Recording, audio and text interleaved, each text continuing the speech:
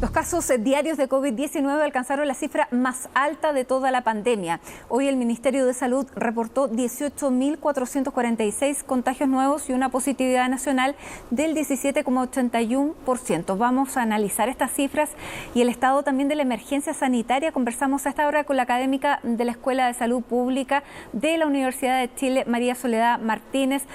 Muchísimas gracias, doctora, por estar con nosotros. Buenas tardes. Hola Matilde, ¿cómo está? Buenas tardes. Bueno, aquí es preocupada, con cierto grado de preocupación mirando las cifras, pero le quería preguntar, doctora, si efectivamente en esta etapa de la pandemia, con la variante que es predominante en Chile, que es la Omicron, si necesariamente la primera cifra, el primer indicador que tenemos que mirar es la cifra de contagios. Bueno, es una excelente pregunta. Esta es como ha sido toda esta pandemia, ¿no? Tenemos variantes nuevas, las que no conocemos mucho, y ese es un problema porque no sabemos, por ejemplo, si son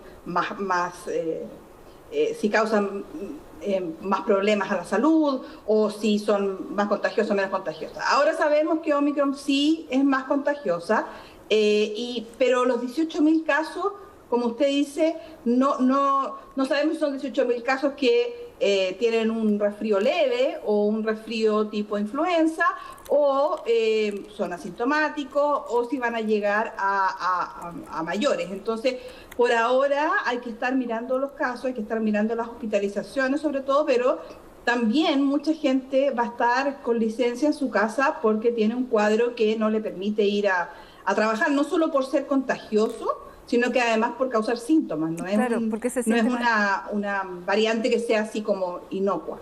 Ahora, claro, tenemos esta alta cantidad, todavía el sistema de salud, digamos, no manifiesta una carga demasiado alta. ¿Es tal vez eso lo que hay que mirar antes de entrar en algún tipo de alarma? Sí, es una buena forma estar mirando eso. Ahora, el tema es que si bien no han aumentado tanto los ingresos a UCI, sí han aumentado bastante los ingresos a camas básicas y medias, más de creo que un 145% esta última semana. Y eso significa que, si bien al parecer no están hospitalizándose gente tan grave como antes, ¿no? Que requerían ventilación mecánica y todo, sí es gente que se está hospitalizando de todas maneras. Así que si tenemos una idea de cómo nos va a ir comparándonos con por ejemplo, el hemisferio norte, ¿no es cierto?, en Europa o en Estados Unidos, al parecer vamos a llegar a los mismos números que la variante Delta, pero por supuesto hay que tener en cuenta el tema de las vacunas. Exactamente. ¿Cuál es el tipo de paciente que está llegando a internarse y a la UCI? ¿Son personas que tienen sus vacunas y las dosis de refuerzo, o son personas que lamentablemente no se habían vacunado? Claro, la cantidad y la proporción no es tan importante, porque lo que importa es la tasa, es decir, cuánta gente de la que se vacunó se enfermó y cuánta gente de la que no se vacunó se enfermó.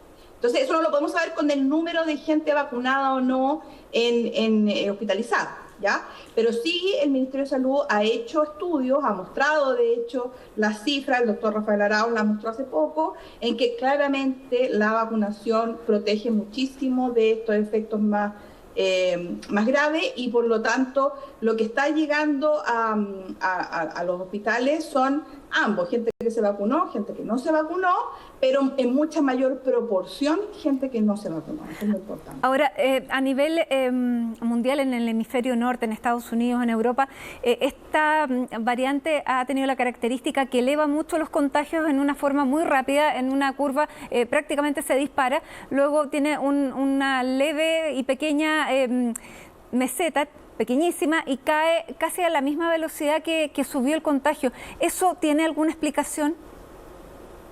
Claro, lo que pasa ahí es que las personas, como es tan contagioso, casi como el sarampión o incluso más, las personas que son susceptibles, es decir, las personas que se van a contagiar o que pueden contagiarse, se contagian rápidamente. ¿Ya? Entonces, una persona puede contagiar a 5 personas, 10 personas, etcétera. Pero llega un momento en que las personas que son susceptibles a contagiarse ya se acaban, porque son personas que han tenido hace poco la enfermedad o están bien protegidas por las vacunas. Por lo tanto, baja también muy abruptamente la curva. En general, allá en el hemisferio norte se ha demorado como un mes, más o menos, un mes y medio, desde que empieza a subir esta subida exponencial hasta que empieza a bajar recién, no hasta que desaparece, pero hasta que empieza a bajar como un mes. Ya, y ahí es clave el R, la cantidad de personas que un contagiado puede llegar a contagiar. ¿Cuál es el número que tenemos que esperar para que digamos que ya se está manteniendo y que puede empezar a bajar? 1, 1,4, ¿cuál es el R? El R siempre para estar pensando en que van a empezar a disminuir los casos, a que ya vamos a tener, no controlado, pero por lo menos en una tendencia bastante estable, el R tiene que ser 1, 1.1, no más, ¿no? Porque si no, entonces eso significa que todavía está creciendo. A lo mejor no exponencialmente, pero sí todavía está creciendo. Y esa es la situación en la que nos encontramos hoy. Hoy día sí, de todas maneras. Hoy día estamos subiendo. Hoy día estamos en la parte ascendente de la curva. Todavía no hemos llegado al tope. Las vacunas, doctora, y las personas que se infectan, ¿es posible que se vuelvan a infectar? Olvidémonos de las vacunas. La pregunta era si una persona que ha ya tenido coronavirus y Omicron, ¿puede tenerlo de nuevo pensando en que es tal vez más leve?